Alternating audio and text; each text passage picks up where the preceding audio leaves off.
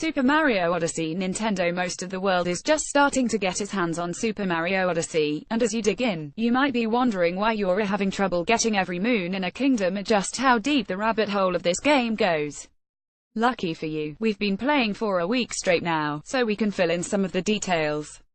Spoiler warning: while this post will not discuss any specific plot or gameplay sequences, it does spoil some of the rewards you get for finishing the game. If you want to be surprised, read no further. For anyone who's played recent Mario titles like Super Mario 3D World or even going back to the Mario Galaxy games, it's no surprise that there are more challenges waiting after the credits roll. Here's what Super Mario Odyssey has in store for dedicated players. Super Mario Odyssey Nintendo. Tons more moons. If you're journeying through some of Super Mario Odyssey's kingdoms and ever think to yourself, wow, the list of moons in this kingdom is surprisingly short, I have good news. By beating Bowser and finishing the game, you unlock the ability to stuff every single kingdom full of even more moons. In each kingdom, you'll find a strange metallic box that Cappy will comment on but you can't seem to actually interact with.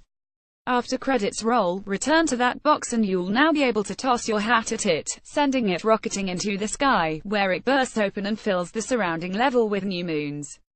Related Super Mario Odyssey review: you'll need to locate each individual box in each kingdom, but they add a lot of moons, in some cases, even doubling the total number available in a kingdom. Many of these new moons are also extremely challenging.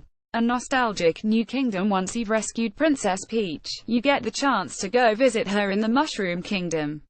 This throwback world is reminiscent of the Peach's Castle area in Super Mario 64, including the ability to jump into paintings for extra hard boss battles and at least one room that is directly taken from the N64 classic. Best of all, the Mushroom Kingdom has dozens of new moons to collect, including moons that are offered up for completing statistical milestones. We spent several hours scouring this kingdom and still have more to do, so expect to keep busy. Nintendo scattered NPCs. One strange thing you might notice on your trip to the Mushroom Kingdom: Princess Peach isn't actually there. That's because SHES decided to go on her own road trip with her hat companion, Tiara. As you return to older kingdoms to clean up old moons and bust open boxes of new ones, you'll also be able to find Princess Peach, retrieve a moon from her in each area and follow her along on her journey.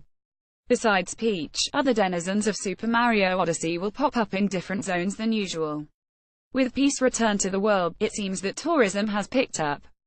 Many of the traveling NPCs are just there for flavor, like a fish person from the Lake Kingdom who you can discover happily bathing under a waterfall in the Woodlands Kingdom, but others will present you with new missions that reward even more moons.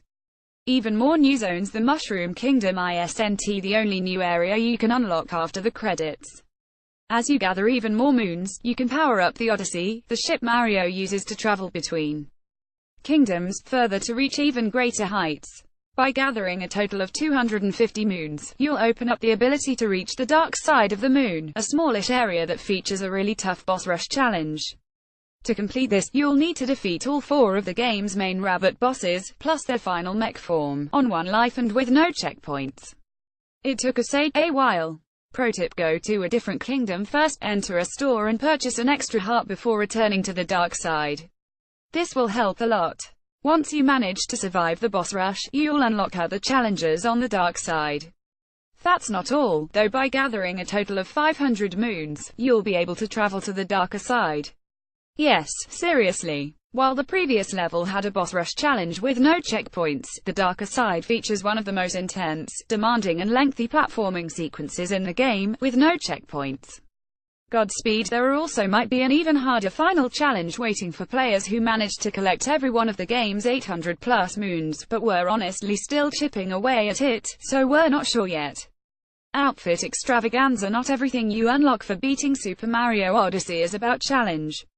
By finishing the game, you will also earn the option to purchase lots of new hat and suit combos for Mario. Many of these are unlockable via amiibo use as well, such as the swanky wedding outfits, but if you don't want to shell out real money for figures, you can just pay in-game gold coins. More of these will unlock for purchase as you gather moons.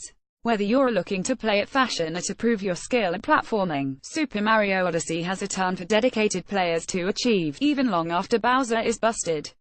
If you need help along the way, be sure to check out our Super Mario Odyssey guide, which we'll be building on throughout the weekend and into the weeks ahead.